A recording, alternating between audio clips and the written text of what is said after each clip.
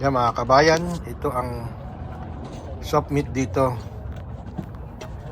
Tuwing Sabado, Linggo lang nag-o-open dito. Tingin-tingin lang tayo mga kababayan. Ang mga panin dito yung puro mga tools, mga used, mga bago, Perform Factory, bala ng mga games.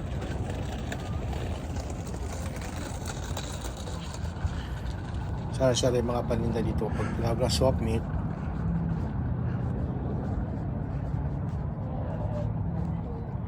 bilihan niya ng mga kung ano-ano, mga bike, lahat ng klaseng paninda nandyan, mga TV, yung mga ayaw na ng mga puti, yan, TV, mga ayaw na ng puti ng mga gamit nila dyan, binibenta nila dyan, i-display nila dyan para yung mga naglilipat ng bahay sa malalayo. Yan, mga military.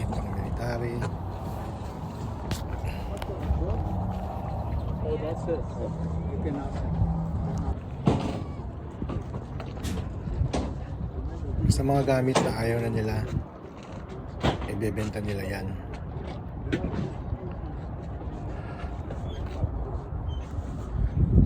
Mga pang display.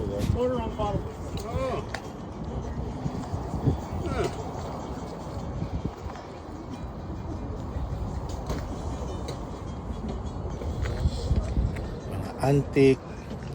Yan, dito ka makakakuha ng mga antique. Antique ng mga made in USA. Yan. Kung gusto mong mga original, yan, maghahanap ka sa mga soft meat. Kahit saan lugar dito may soft meat. LA, California, San Diego, may mga soft meat yan.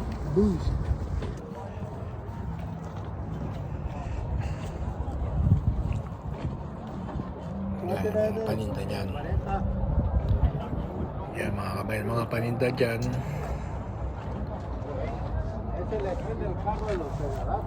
Mga panggamit sa bahay, mga importante. Yan, dito mo mabibili ng mura. Kalahati ang presyo sa ano. Minsan sobra pa sa kalahati ang presyo. Bibili ka sa mga bilihan. Bibili ka sa mga hardware, sa mall. Yan, dito kalahati ang ano. Dito ka rin makabili ng mga original na mga bag.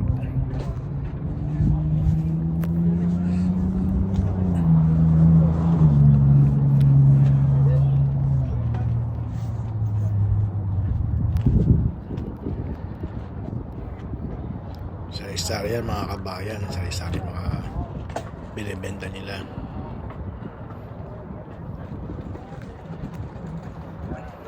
How much the microwave? 45? Okay. Po. Halaman, mga rose.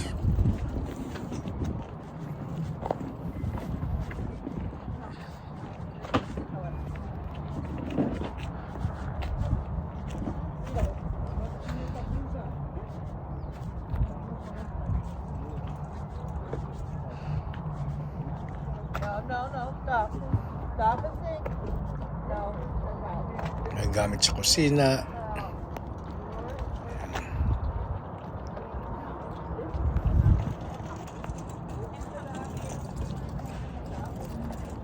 Yung iba natin mga kababayan, yung mga